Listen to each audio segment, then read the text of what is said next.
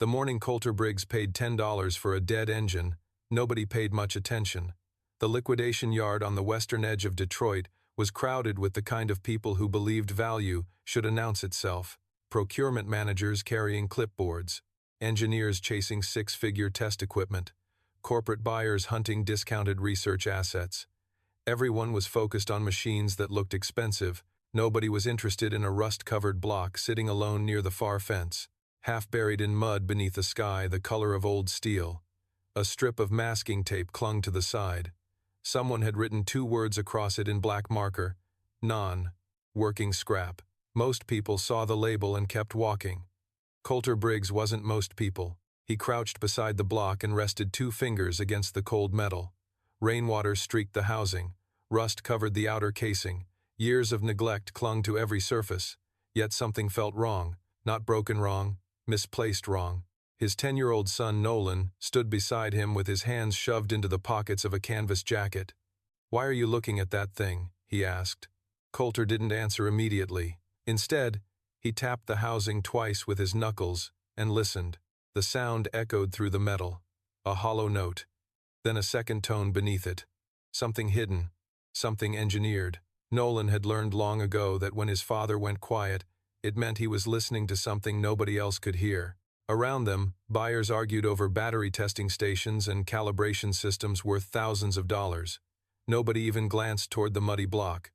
The yard supervisor walked by and laughed. "You want that thing?" he asked. $10 and it's yours. Saves me hauling it away." Coulter ran his thumb along the lower flange. Beneath the rust, he felt a precision-machined edge. Too precise, too deliberate. Whoever built this machine hadn't built it cheaply. He stood up slowly. "I'll take it." The supervisor blinked. "Seriously?" Coulter pulled a $10 bill from his wallet. "Seriously." The man shrugged and accepted the cash. Behind them, a few nearby buyers chuckled. One shook his head and muttered something about junk collectors. Nolan watched his father carefully. "You don't think it's dead?" Coulter smiled slightly. "I think somebody wanted people to believe it was." They were halfway through loading the block onto a hand truck when movement swept through the yard. Conversations shifted. People stepped aside. Heads turned. Celeste Mercer had arrived. She moved through the liquidation sale surrounded by assistants, engineers, and advisors, the way powerful people often move through rooms without realizing it. At 41, she was the founder and CEO of Mercer Automotive Labs, one of the most respected electric vehicle development companies in the country. Investors listened when she spoke. Engineers quoted her presentations. Reporters followed her announcements. And today, she had come to acquire valuable research equipment. What she found instead was a single father in a denim jacket loading a mud-covered engine block into a dented pickup truck. She stopped. Sterling Quinn, her director of engineering, followed her gaze. Then he laughed. "Looks like someone found a treasure." Several people nearby smiled. Celeste folded her arms. "Some people come looking for opportunity." Her voice carried easily across the lane. "Others come looking for scrap metal and convince themselves it's the same thing." A few people laughed louder. Sterling grinned. If there was anything valuable in that block, it wouldn't be sitting in the rain with a $10 price tag. Coulter heard every word. He didn't turn around, didn't react, didn't defend himself. He simply lifted the engine the rest of the way into the truck bed and secured it with a tie-down strap. Nolan looked toward Celeste. Not angry, not upset, just watching. The way children watch adults when they say something they aren't supposed to say. Celeste noticed the boy looking at her. For a brief second, something about his expression made her uncomfortable. Then the moment passed. Coulter closed the tailgate. Before climbing into the truck, he pulled a shop rag from his pocket and wiped a patch of mud from the lower housing. Beneath the grime appeared 3 stamped characters, VX13. His eyes narrowed. 3 seconds. 4 at most. Then he climbed into the driver's seat. Nolan settled into the passenger side. The old Ford started on the second attempt. As they pulled away, Nolan looked back through the rear window. Celeste Mercer was already walking toward a row of expensive testing equipment, no longer paying attention to them. "Do you think she's right?" Nolan asked. Coulter kept his eyes on the road. "About what?" "That it's junk." Silence filled the cab for several moments. Finally, Coulter smiled. "I've learned something, bud." Nolan waited.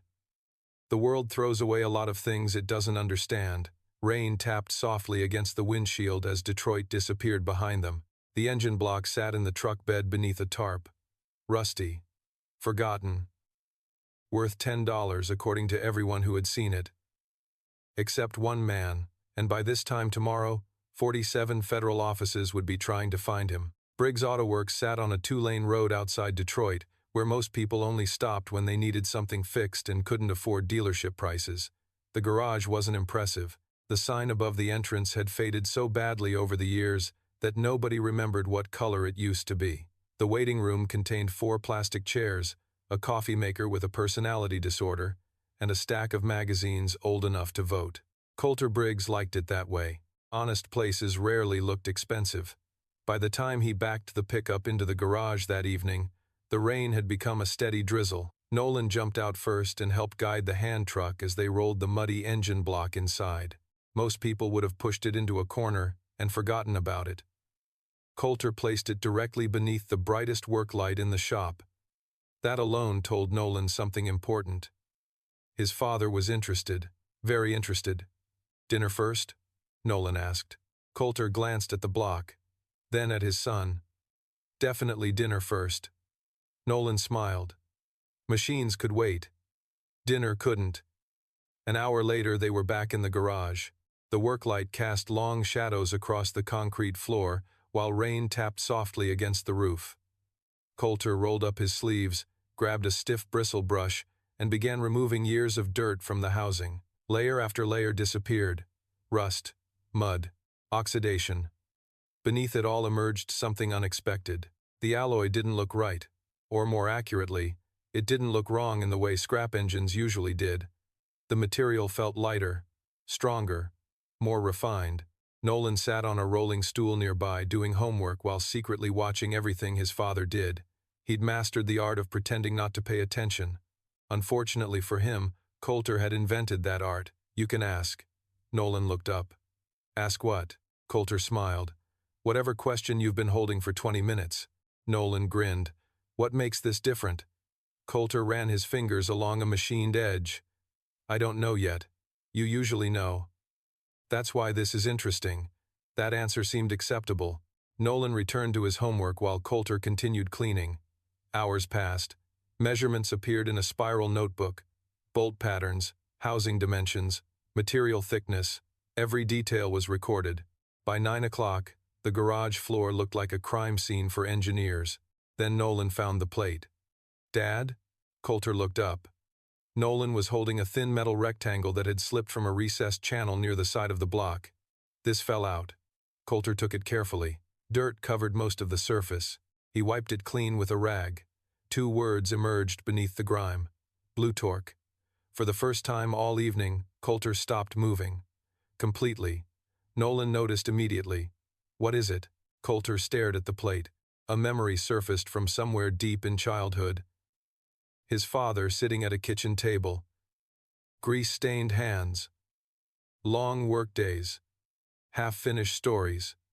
He remembered hearing the phrase once, only once. Blue torque. Some kind of government-backed prototype program. Advanced engines, experimental technology, then cancellation, disappearance, end of story. Or at least that was what everyone believed. "Dad?" Nolan repeated. Coulter blinked. "I think somebody spent a lot of money building this." Nolan looked toward the engine. "How much?" Coulter laughed softly. "More than $10. By midnight, the garage remained illuminated, while the rest of the neighborhood slept. Nolan had gone to bed hours earlier. Coulter sat alone at his workbench, with a laptop open beside the engine block. Search after search produced almost nothing. VX13 returned dead ends. Blue torque returned fragments. Obscure references. Archived procurement document. Technical discussions abandoned decades ago. It was as though somebody had deliberately erased the project from history while forgetting a few footprints behind. Then he found something unusual.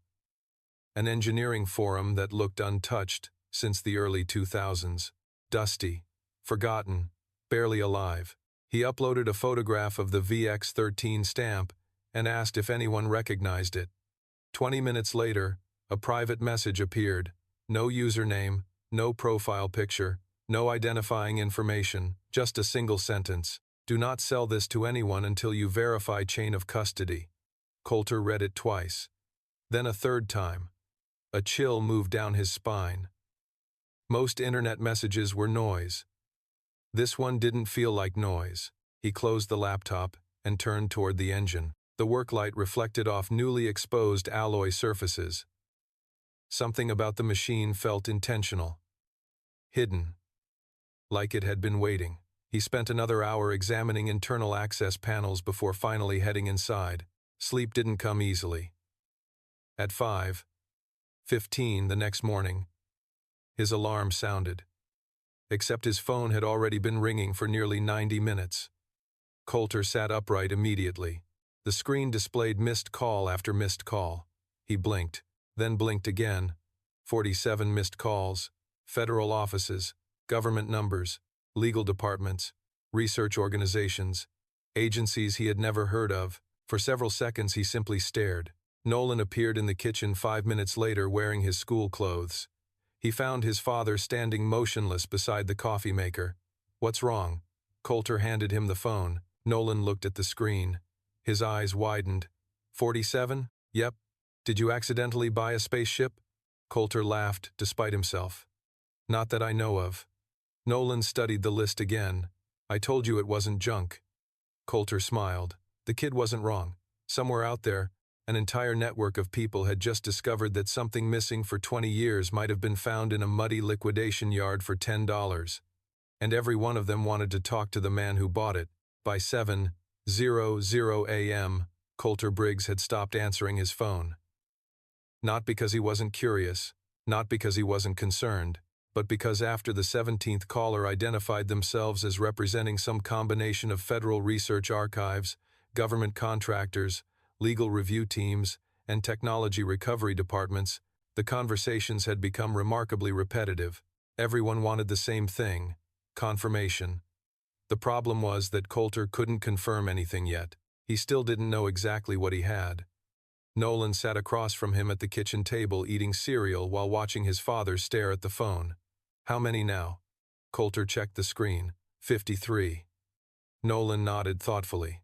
Definitely not a lawnmower engine. Solid analysis. Thank you.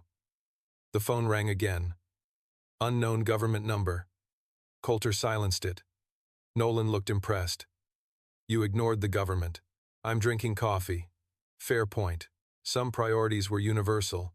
By 8 o'clock, Nolan was at school, and Coulter was back inside Briggs Auto Works. The VX-13 sat beneath the work lights exactly where he'd left it, except now it felt different. Yesterday it had been an interesting mystery. Today it felt like evidence. He pulled a rolling stool beside the block and began a more detailed inspection. Internal housings, cooling passages, composite materials. Every measurement raised new questions. Whoever designed this engine hadn't simply built another prototype. They had built something years ahead of its time. Then he found the second compartment. Hidden behind what appeared to be a structural support sat a sealed access panel no larger than a paperback book. Most people would have missed it entirely. Coulter almost did. The latch required a specific sequence of pressure points to release. When it finally clicked open, he leaned closer. Inside rested a weatherproof storage module. Not mechanical, digital. Coulter stared.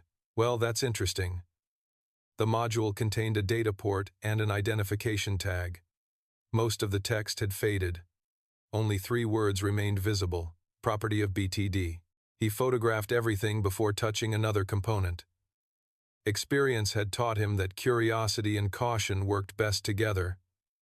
At 10:17 a.m., a black SUV pulled into the parking lot. Then a second. Then a third. Coulter looked through the office window and sighed. That was fast.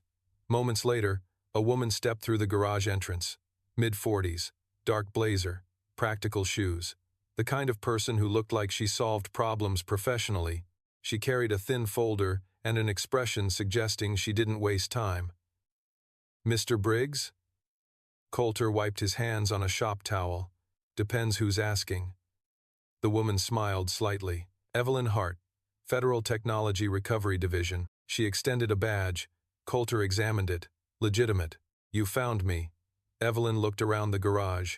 Apparently half the government did. Fair enough. She glanced toward the VX-13. The moment her eyes landed on the engine, something changed in her expression. Not surprise. Recognition. Deep recognition. Like seeing a ghost that owed you money. Good Lord.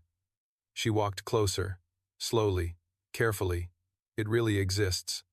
Coulter folded his arms. That's what everyone keeps saying. Evelyn stopped beside the engine. For several seconds, she simply stared. Then she looked at him. Do you have any idea what you found? Not yet. Good. Coulter raised an eyebrow. Good. Evelyn nodded, because the people who think they know what this is are usually wrong. Before she could continue, another rail entered the parking lot, then another. Within minutes, reporters began appearing outside the fence. Someone had leaked the story. Of course they had. Evelyn glanced through the window and sighed. That was quicker than expected. Coulter looked unimpressed. Welcome to the internet. Meanwhile, 20 miles away, Celeste Mercer stood inside a glass-walled conference room reviewing acquisition proposals when her assistant entered carrying a tablet. You need to see this. Celeste barely looked up. Can it wait? No. Something in the assistant's voice made her pay attention. The tablet displayed a photograph, a rust-covered engine block sitting inside a small garage. Beneath it ran a headline. Missing blue torque prototype may have been found in Detroit garage. Celeste frowned. Then sat down slowly. Sterling Quinn stepped closer and looked at the screen.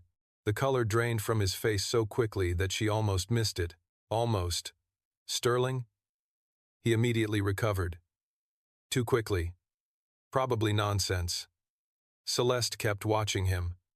You seem nervous. I'm not. Another lie delivered too fast. Celeste's eyes narrowed. For the first time that day, she wasn't thinking about the engine. She was thinking about Sterling. Back at Briggs Auto Works, Evelyn stood beside the VX-13 while reporters gathered outside. Mr. Briggs, she said carefully, I'm going to tell you something very few people know. Coulter leaned against the workbench. This should be good. Evelyn looked at the engine. 20 years ago, Blue Torque was considered the most advanced propulsion project in the country. Silence settled across the garage. Hundreds of engineers worked on it. Federal funding, defense contracts, research partnerships. Then one day the project disappeared. Coulter nodded slowly. Why? Evelyn met his eyes. Because nobody could make VX-13 start. She paused, then added quietly. Until now, everyone believed that was the project's biggest failure.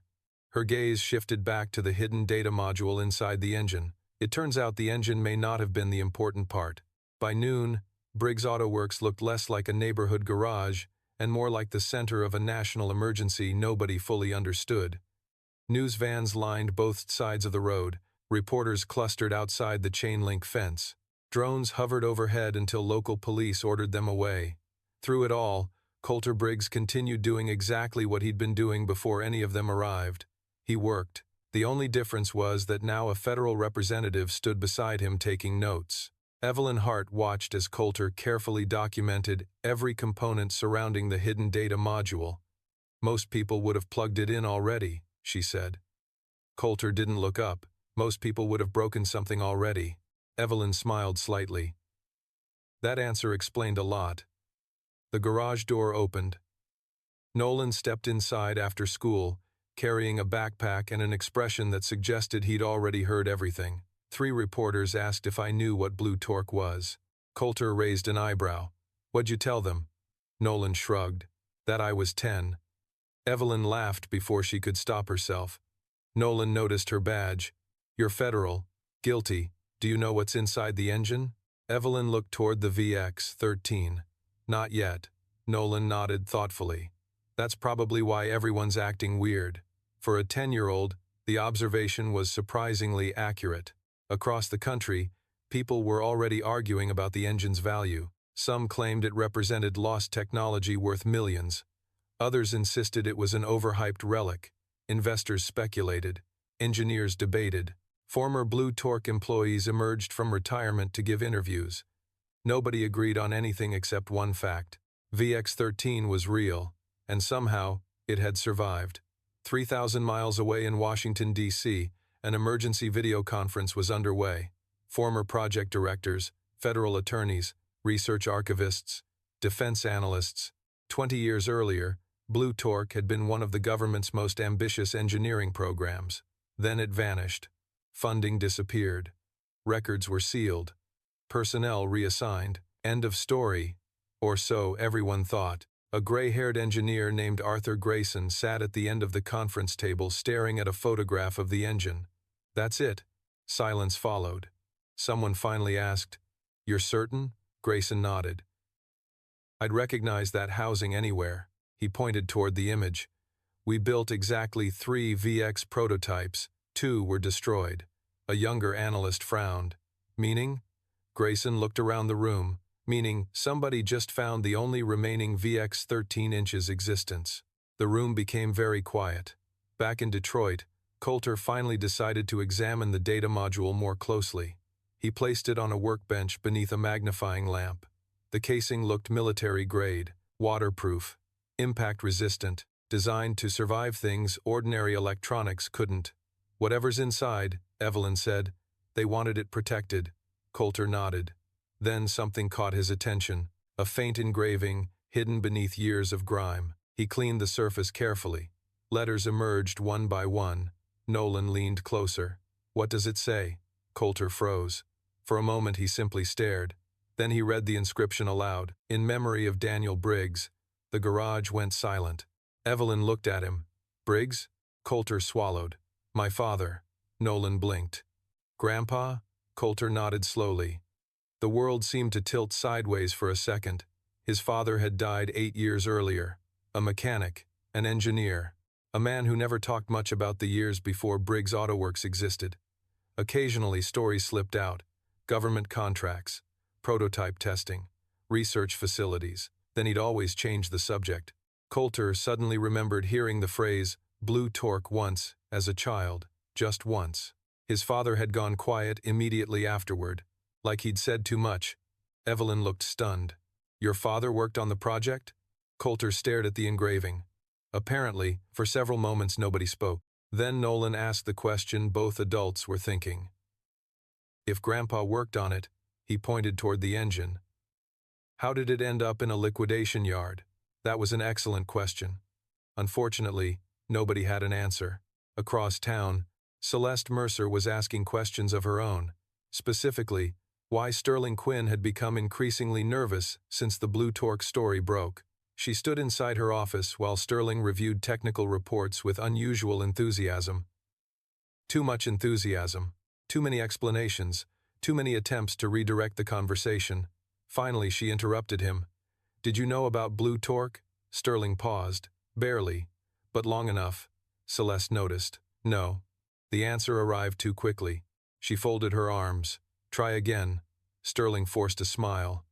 "I've heard of it." Another lie. Smaller, better, still a lie. Celeste had spent 20 years building companies. She knew what deception looked like. More importantly, she knew what fear looked like. And Sterling Quinn suddenly looked terrified. That evening, after reporters finally dispersed and Nolan finished homework, Coulter remained alone in the garage. The VX-13 sat beneath the lights. Quiet, motionless, waiting. He ran a hand across the housing. His father's name remained visible beneath the engraving. "In memory of Daniel Briggs," not dedicated to, not designed by. "In memory of," which meant Daniel Briggs had already been gone when the inscription was added. Coulter's pulse quickened. The timeline didn't make sense. None of it did. Then his phone rang. Evelyn Hart. He answered immediately. "What happened?" Silence. Then Evelyn spoke carefully. "Mr. Briggs, I just finished reviewing archived personnel records." Coulter leaned forward. "And?" Another pause. "Your father wasn't just part of Blue Torque." Coulter felt his stomach tighten. "What was he?" Evelyn's voice lowered. "Daniel Briggs was the lead engineer who designed VX-13. Silence filled the garage. Outside, rain began tapping softly against the roof. Inside, Coulter stared at the engine that had cost $10. The engine everyone called scrap. The engine carrying his father's name. Suddenly, the mystery wasn't national anymore. It was personal. Coulter Briggs didn't move for several seconds after the call ended. The garage felt strangely smaller. The rain outside sounded louder. The VX-13 sat exactly where it had been sitting all week, yet somehow it looked different now. Not because the machine had changed, because he had. Daniel Briggs wasn't just another mechanic who happened to work on the project. He wasn't part of the team. He had designed the most important prototype in the entire Blue Torque program. Coulter stared at the engine and suddenly remembered dozens of small moments from childhood. His father repairing farm equipment long after everyone else went home. Sketching strange diagrams on napkins. Staring silently at machinery before touching a single tool. Things Coulter had always assumed were habits. Now they felt like clues. Nolan appeared at the garage doorway carrying a glass of water. "You okay?" Coulter looked up. His son stood there watching him with the same patient eyes Daniel Briggs used to have. For a moment, the resemblance hit harder than usual. "Yeah." Nolan frowned. "That's not a real yeah." Coulter laughed softly. "You're getting too good at this." The boy walked closer. "What did the federal lady say?" Coulter looked back toward the engine. "Grandpa designed it." Silence. Nolan blinked. Then blinked again. "Grandpa built the engine? Looks that way." Another pause.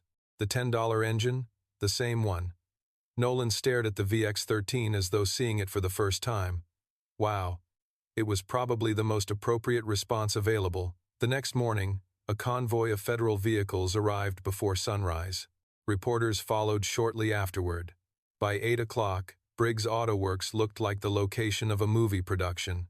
Security personnel established a perimeter. Technical specialists unloaded equipment. Cameras appeared everywhere. Coulter hated every minute of it, not because he disliked attention, because attention tended to attract people who cared more about headlines than answers. Evelyn Hart stepped out of a black SUV carrying 3 thick archival binders. She found Coulter standing beside the coffee machine. "I brought everything we have." Coulter looked at the binders. "That's a lot of paper." "That's only the surviving records." That answer wasn't encouraging. They moved into the office while Nolan listened from a chair in the corner pretending not to listen. Nobody believed him. Evelyn opened the first binder. Inside were photographs. Technical diagrams, personnel records, project notes. Blue Torque had been far larger than anyone imagined. Hundreds of engineers, dozens of contractors, multiple research facilities spread across the country. Then she turned to a page near the center. Daniel Briggs, lead systems architect. Coulter stared at the photograph. His father looked younger, confident, focused, standing beside the VX-13 during assembly. For several moments, nobody spoke. Then Evelyn pointed toward another image. "Who's that?" Coulter asked. A woman stood beside his father. Dark hair, safety glasses, clipboard in hand. Evelyn checked the caption, Dr. Margaret Voss. The name meant nothing to Coulter, until he noticed the next page. Project Director, Blue Torque Initiative. His pulse quickened, because beneath the title sat another familiar photograph. Not identical, but familiar enough. The same sharp cheekbones, the same eyes, the same posture. Nolan noticed first. "She looks like somebody." Coulter nodded slowly. "Yeah." Evelyn looked between them. Then understanding appeared. Celeste Mercer. Silence filled the office. Dr. Margaret Voss wasn't just connected to Blue Torque. She was Celeste Mercer's mother. Across Detroit, Celeste Mercer was having a very bad morning. Another regulatory inquiry had arrived overnight. More questions about historical engineering records, more requests for documentation, more references to Blue Torque. Sterling Quinn sat across from her conference table pretending everything was normal. Unfortunately, he was sweating through his collar. Celeste finally pushed a folder toward him. "Enough." Sterling froze. "Excuse me? I've spent 11 years trusting you." Her voice remained calm. "That was never a good sign. So I'm only going to ask once." Sterling didn't answer. "What aren't you telling me?" Silence. Long silence. Then Sterling looked away, which was answer enough. Back at Briggs Auto Works, Evelyn turned another page, then another. The more records they reviewed, the stranger the story became. Daniel Briggs hadn't simply designed the VX-13. He had fought to keep it alive after funding cuts threatened the project. Internal memos described disagreements, delays, political pressure, contractors pulling support. Yet Daniel Briggs continued pushing forward. Then, abruptly, the records stopped. Not ended, stopped. Entire sections were missing, redacted, removed. "That's odd," Evelyn said quietly. "What's odd?" Coulter asked. She frowned at the files. "The final 6 months. What about them?" Evelyn looked up. "They're gone." The room became silent again. Blue Torque had operated for years, yet the most important period in its history had vanished from the archive. No technical conclusions, no closure report, no explanation for the disappearance of VX-13. Just empty space. Nolan leaned forward. "People don't accidentally lose 6 months." Evelyn smiled slightly. "No. Then somebody took them." She looked at the boy. "Probably." Coulter stared at the missing pages. The story was getting larger. Larger than a forgotten prototype. Larger than a federal recovery operation. Larger than his father's involvement. Someone had erased part of Blue Torque's history. And the missing answers seemed to begin exactly where Daniel Briggs's records ended. Then Evelyn's phone rang. She listened for 30 seconds without speaking. When the call ended, her expression had changed completely. "What happened?" Coulter asked. Evelyn closed the binder slowly. "A storage facility in Ohio just reported a discovery." "What kind of discovery?" She looked directly at him. "A sealed Blue Torque archive." Silence. Then Nolan grinned. "This keeps getting crazier." Nobody disagreed. Because somewhere in Ohio, after 20 years, another piece of the puzzle had just surfaced, and everyone suddenly wanted to know what Daniel Briggs had been trying so hard to protect. Sterling Quinn disappeared before sunrise. By the time Mercer Automotive Labs opened its doors Monday morning, his office was empty. Computer wiped. Personal items gone. Security badge deactivated. The only thing left behind was a resignation letter, so brief it almost felt insulting. 3 sentences. No explanation. No apology. No forwarding address. Celeste Mercer stared at the paper for several seconds before setting it down. Then she called security. Then legal. Then every investigator currently working the Blue Torque inquiry. Because people only ran when they believed someone was about to catch them. Across town, Briggs Auto Works opened like it always did. Customer appointments, oil changes, brake inspections, a transmission rebuild waiting in Bay 2. The difference was that half the country suddenly knew the name Coulter Briggs. Reporters still called. Producers still emailed. Investors still made offers. Coulter ignored most of them. A customer with a failing water pump still mattered more than a television interview. Nolan found this amusing. "You know you're famous now, right?" Coulter tightened a hose clamp. "No. You were on 3 news channels yesterday." "Still no." Nolan grinned. "You're very bad at being famous." "Good." That ended the discussion. Around noon, Evelyn Hart arrived carrying another folder. Coulter immediately knew it wasn't good news. People carrying good news usually smiled. Evelyn looked like she'd spent the morning reading things she wished didn't exist. "We found Sterling's financial records." Vaughn Mercer, who happened to be visiting, pulled out a chair. "How bad?" Evelyn dropped the folder onto the workbench. "Let's say he wasn't acting alone." Silence settled across the garage. She opened the file. Wire transfers, consulting agreements, offshore entities, shell corporations, the same pattern repeated over and over. Money flowing through layers of companies before disappearing into accounts linked to former Atlas Dynamics executives. "Atlas again," Coulter said quietly. Evelyn nodded. "Atlas every time." Nolan looked up from his homework. "So Atlas is the bad guy?" 4 adults exchanged glances. Vaughn finally answered. "Life's usually more complicated than that." Nolan thought about it. But not always. Nobody had a quick response, because sometimes children accidentally found the center of a problem faster than adults. 2 days later, federal investigators located Sterling Quinn in Arizona. He wasn't hiding particularly well. That alone told Evelyn something important. Truly dangerous people usually had escape plans. Sterling looked more like a man who'd realized 20 years of decisions were collapsing around him. The first interview lasted 6 hours. The second lasted 9. By the end of the week, investigators had enough information to rewrite half the official history of Project Blue Torque. And every new detail pointed toward one conclusion. Daniel Briggs hadn't hidden VX-13 to protect intellectual property. He had hidden it to protect the project itself, because several corporations had already begun dividing ownership of technologies they didn't legally control. The prototype represented proof, living proof, evidence that couldn't be altered, rewritten, or buried. Back in Detroit, another discovery emerged from the VX-13. Engineers analyzing recovered data identified a secondary archive hidden beneath the diagnostic records. Unlike the technical files, these were personal logs, video journals, voice recordings, engineering notes never intended for publication. Coulter sat beside Evelyn while technicians restored the first recording. The screen flickered. Static rolled across the monitor. Then a face appeared. Daniel Briggs, younger, stronger, very much alive. Coulter stopped breathing for a moment. His father looked directly into the camera. Engineering log, VX-13, session 204. The voice sounded exactly the way Coulter remembered. Every syllable, every pause. 20 years disappeared instantly. Daniel continued. If you're reviewing this archive, then something has gone wrong. The room remained silent. The prototype is functioning beyond expectations. That's not the problem. A tired smile crossed his face. The problem is people. Nolan sat beside his father now, watching quietly.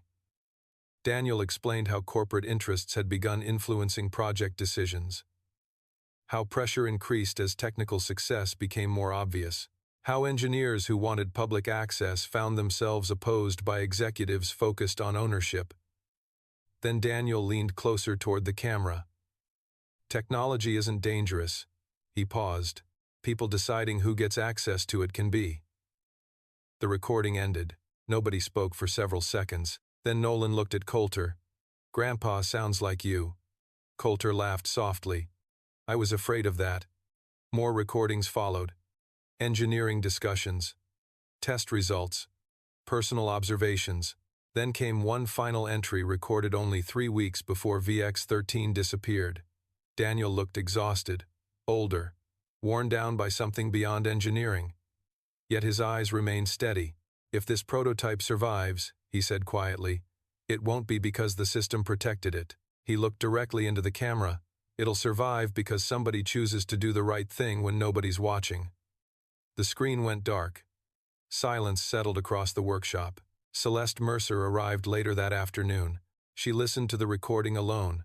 Nobody interrupted. Nobody explained. When it ended, she remained seated for a long time.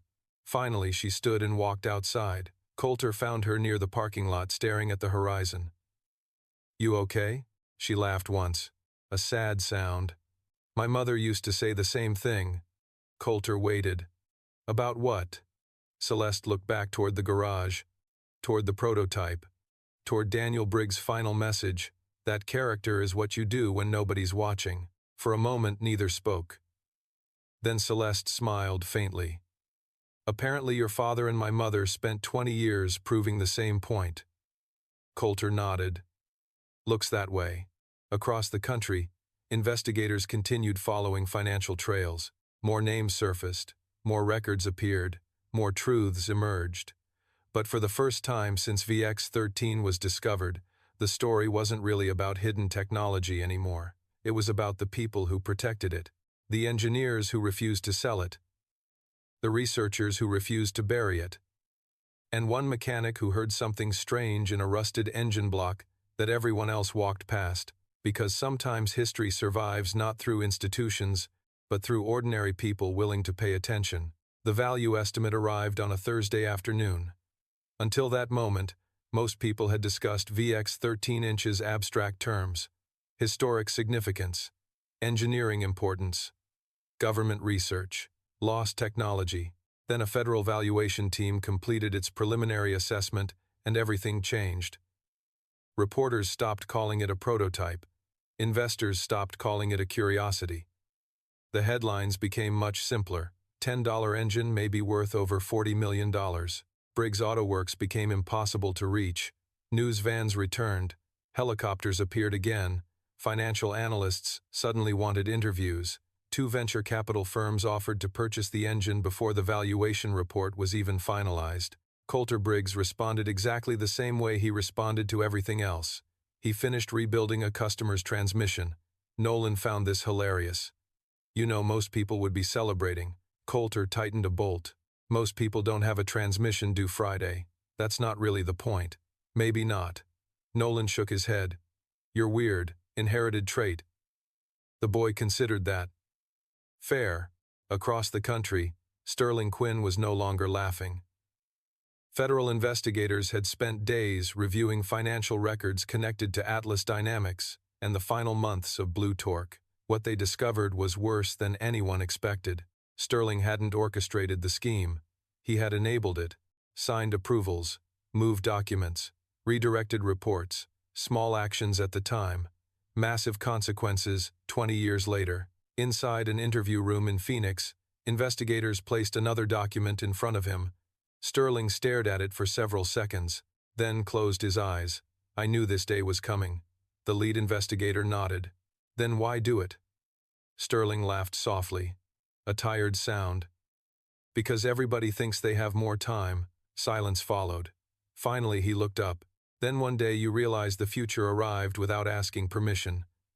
Hundreds of miles away, Celeste Mercer stood inside her mother's former storage room. She had spent the last 3 evenings reviewing boxes recovered from old archives. Most contained ordinary project material, technical sketches, correspondence, planning documents. Then she found a notebook, small, worn, bound in dark blue leather. Margaret Voss's handwriting filled every page. Celeste sat alone beneath a desk lamp and began reading. At first, the entries focused on engineering challenges, test schedules, funding issues, research goals. Then the tone changed. More personal, more reflective. One entry stopped her completely. Daniel says we're spending too much time arguing about ownership and not enough time discussing responsibility. I think he's right. Celeste smiled despite herself. It sounded exactly like the man she'd come to know through recordings. She continued reading. Several pages later, another entry appeared. If Blue Torque succeeds, people will fight over who owns it. Daniel believes the better question is, who deserves it?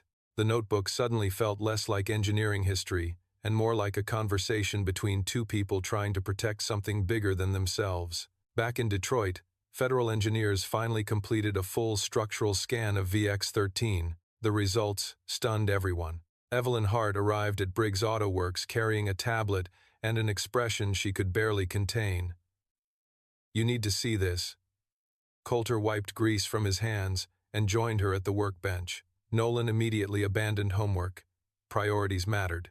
Evelyn displayed a 3-dimensional model of the engine. Internal systems glowed in different colors. Components rotated slowly. Then she zoomed into the central core. Notice anything? Coulter leaned closer. For several seconds he studied the image. Then his eyes narrowed.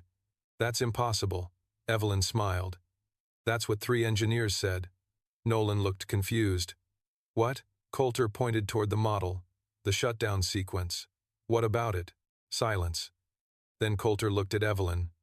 VX-13 didn't fail. The garage became quiet. No, Evelyn said softly. It didn't. Nolan glanced between them. Can somebody explain before I die of old age? Coulter laughed despite himself. Then he pointed toward the engine model. Every report says the project ended because nobody could get VX-13 running properly. Nolan nodded. Right. But this design doesn't show a failure. The boy frowned. Then what does it show? Evelyn answered. A protection system. The words settled heavily across the room. She enlarged a section of the internal architecture. The engine wasn't shutting down because it was broken. Coulter stared at the display. Every piece suddenly fit together. Every contradiction. Every missing explanation. Every unanswered question. It was locking itself. Evelyn nodded. Exactly. The room remained silent. 20 years. 20 years of engineers assuming the prototype had failed. 20 years of reports built on the wrong conclusion. Nolan looked at the screen, then at the actual engine, then back again. So everybody thought Grandpa built a machine that didn't work? Looks that way. But it actually worked too well? Coulter smiled slowly. Looks that way too. For the first time since discovering VX-13, he felt genuinely angry. Not at the engineers. Not at the project. At the assumption that something complicated must be broken because people didn't understand it. The assumption that failure was more believable than success. The assumption that Daniel Briggs got it wrong. Outside, reporters continued discussing valuations and ownership rights. Investors debated market impact. Analysts estimated licensing opportunities. None of them realized the most important discovery wasn't worth $40 million. It was worth something far more personal. After 20 years, Daniel Briggs had finally been proven right.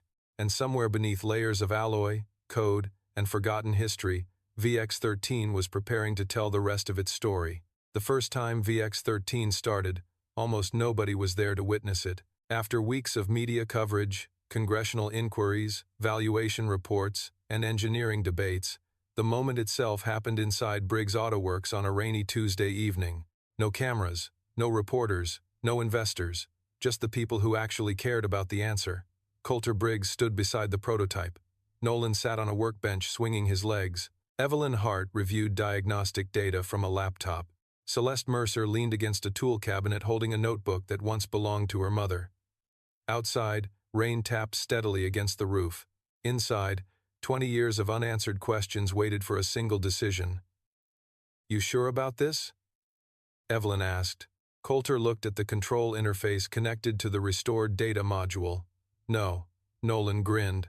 "That's usually when the interesting stuff happens." Nobody disagreed. Over the previous week, engineers had reconstructed the protection architecture hidden inside VX-13. Every report from 20 years ago claimed the engine shut itself down due to instability. Every report was wrong. Daniel Briggs hadn't built a flawed prototype. He had built a machine capable of recognizing unauthorized access. When certain conditions appeared, VX-13 entered a dormant state. Not failure, self-preservation. The difference mattered. A lot. Coulter stared at the final command sequence. Then he remembered something from one of his father's old recordings. Technology isn't dangerous. People deciding who gets access to it can be. Suddenly, the shutdown system made perfect sense. Daniel Briggs never intended for the prototype to be activated by people trying to control it. He designed it to wait, to protect itself until the right people showed up asking the right questions. "Dad?" Nolan said. Coulter looked up. "Yeah?" The boy pointed toward the engine. Grandpa trusted somebody would figure it out. Silence settled across the garage. Then Coulter nodded slowly.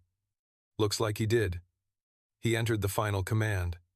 For several seconds, nothing happened. Then a faint light appeared inside the housing. Evelyn immediately leaned forward. Diagnostic systems awakened one by one. Internal processors came online. Cooling pathways activated. The machine wasn't starting. It was waking up. "Oh my God," Celeste whispered. Nobody answered. The prototype continued running through internal verification routines. 20 years dormant. 20 years waiting. Yet every major subsystem reported healthy status. Engineers reviewing the live feed from Washington fell completely silent. Some had spent entire careers believing VX-13 represented one of the greatest failures in American engineering history. They were now watching that failure calmly prove them wrong. Then the screen changed. A new message appeared. Authorized recovery confirmed. Daniel Briggs archive access granted. Nobody moved. Slowly, additional files began appearing. Thousands of them. Technical documentation, design notes, research data, development records, entire libraries of information nobody knew still existed. Celeste stared at the screen. The archive. Evelyn nodded. All of it. The realization spread through the room. VX-13 had never been the final goal. The engine was the vault. The real treasure sat inside. 20 years of lost research. Protected, preserved, waiting. Nolan looked confused. So Grandpa hid an entire library inside an engine? Coulter laughed softly. Apparently. That's awesome. Again, nobody disagreed. Over the next several hours, specialists began reviewing the recovered material. The discoveries arrived one after another. Advanced thermal management systems, lightweight composite manufacturing methods, energy recovery technologies decades ahead of their time, concepts that modern companies had spent billions trying to recreate independently. Yet the most important file appeared just before midnight. Personal message. Daniel Briggs. Final access authorization. The room became silent. Coulter opened it. A video appeared. Daniel Briggs sat at a workbench remarkably similar to the one inside Briggs Auto Works. Older than before. More tired. But smiling. If you're watching this, Daniel said, then VX-13 worked exactly the way it was supposed to. Coulter felt his throat tighten. Daniel looked directly into the camera. People are going to argue about ownership. A small smile appeared. They always do. Celeste looked down. The accuracy was uncomfortable. They're going to argue about money too. Daniel laughed softly. They always do that. Then his expression became serious. What matters isn't who owns the technology. He paused. What matters is whether it helps people. Silence filled the garage. Daniel continued. A lot of smart people spent years building Blue Torque. Some wanted profit. Some wanted recognition. Some wanted control. He leaned forward slightly. The best ones wanted progress. Coulter sat perfectly still. So did everyone else. Finally, Daniel smiled again. If my son ever sees this. The words hit harder than anything before. I hope he remembers something. Coulter closed his eyes briefly. Machines aren't valuable because they're rare, Daniel said. They're valuable because of what they allow people to do. A long pause followed. Then came the final sentence. And people aren't valuable because they're important. Another pause. They're valuable because they matter to somebody. The recording ended. Nobody spoke. Not immediately. Some messages were too important to interrupt with conversation. Eventually, Nolan broke the silence. Grandpa was pretty smart. Coulter laughed through the emotion threatening to surface. Yeah, Nolan nodded. You got lucky. That finally made everyone laugh. Even Evelyn. Even Celeste. Outside, the rain continued falling. Inside, 20 years of history had finally come home. The prototype worked. The archive survived. Daniel Briggs had been right. And for the first time since purchasing a rusted engine block for $10, Coulter Briggs understood what his father had really protected. Not technology, not intellectual property, not even the engine itself. He had protected a chance for the future to make a better decision than the past. 1 year later, Briggs Auto Works still looked exactly the same from the outside. The faded sign remained above the entrance. The coffee machine remained unreliable. The waiting room chairs still squeaked whenever someone sat down too quickly. Reporters hated it. Investors hated it. Marketing consultants practically developed headaches every time they visited. Coulter Briggs loved it. Some things didn't need fixing, especially when they weren't broken. The only obvious change sat beside the garage. A new building had been added during the previous spring. Not a corporate headquarters. Not a research center. Just a practical workshop and training facility where young mechanics, engineers, and technical students learned how to solve problems the old-fashioned way. By paying attention, the sign above the entrance carried a simple name, the Daniel Briggs Technical Institute. Every morning, students walked beneath it without realizing how much history stood behind those words. Inside the main garage, Nolan Briggs was now 11 years old and significantly more dangerous to adult arguments than he had been the year before. He sat at the front counter, reviewing shipping routes on a tablet, while simultaneously correcting an online instructor's explanation of thermal efficiency. The instructor would never know. The correction was accurate anyway. You know, Coulter said from beneath a lifted pickup truck, most kids spend summer vacation outside. Nolan looked up. I am outside. Coulter slid out from beneath the truck. This is a garage. Garage adjacent. That's not a thing. Nolan shrugged. It should be. Some debates simply couldn't be won. Across town, Mercer Automotive Labs was a very different company than it had been 12 months earlier. After the Blue Torque investigation concluded, sweeping reforms followed. Executive restructuring, new transparency policies, open research partnerships. Several technologies recovered from the VX13 archive had been released through public licensing agreements exactly the way Margaret Voss and Daniel Briggs originally intended. Shareholders complained. Engineers celebrated. Celeste Mercer considered that a reasonable trade. She arrived at Briggs Auto Works shortly after lunch, carrying 2 coffees and a folder. Some habits developed slowly. Others appeared without warning. Bringing coffee to Coulter Briggs had become one of hers. Nolan noticed immediately. "You got the good coffee." Celeste smiled. "Of course, Dad's coffee still tastes like construction materials." "Accurate," Coulter sighed. "Both of you are terrible." Neither appeared concerned. The folder contained final approval documents for a nationwide technical education initiative funded jointly by Mercer Automotive Labs and several federal programs inspired by Blue Torque's recovery. Hundreds of scholarships, dozens of apprenticeships, opportunities for students who otherwise would have been overlooked. Celeste placed the paperwork on the workbench. "It's official." Coulter reviewed the documents, then nodded slowly. "Dad would have liked this." Celeste smiled softly. "My mother too." Silence followed. Comfortable silence. The kind built over time rather than forced into existence. Later that afternoon, Evelyn Hart arrived. Unlike the previous year, she no longer traveled with federal convoys, no emergency teams, no media attention, just a friend stopping by. She carried a small wooden box, found something during final archive review. Coulter raised an eyebrow. Good something or paperwork something? Good something. The distinction mattered. Inside the box rested a collection of photographs. Daniel Briggs, Margaret Voss, Blue Torque engineers, workshop images, test sessions, team celebrations, small moments never included in official reports. Then Nolan found the last photograph. "Who's that?" Everyone leaned closer. The image showed Daniel Briggs standing beside a partially assembled VX13. Next to him stood a young boy wearing oversized safety glasses and holding a wrench far too large for his hands. Coulter laughed immediately. "Well," Nolan grinned, "that's you. Unfortunately, you looked ridiculous. Also accurate." The garage erupted into laughter. Even Evelyn, even Celeste, especially Nolan.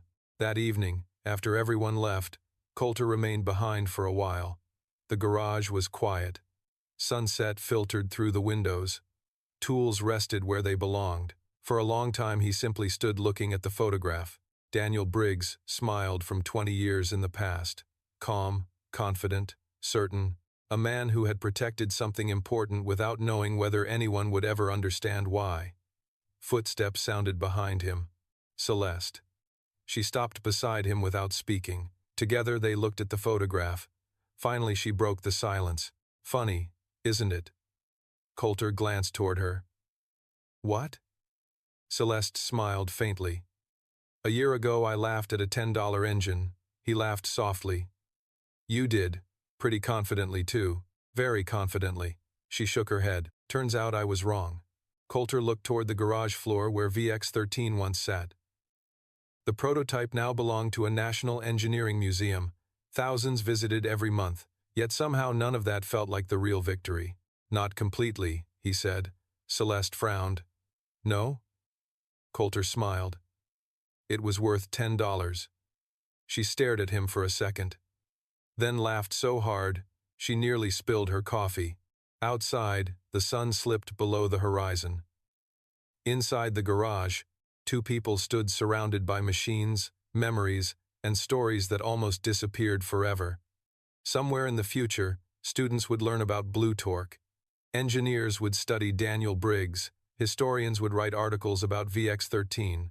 Most of them would focus on the technology, the innovation, the recovery. But the people who knew the full story would remember something else. A father who paid attention.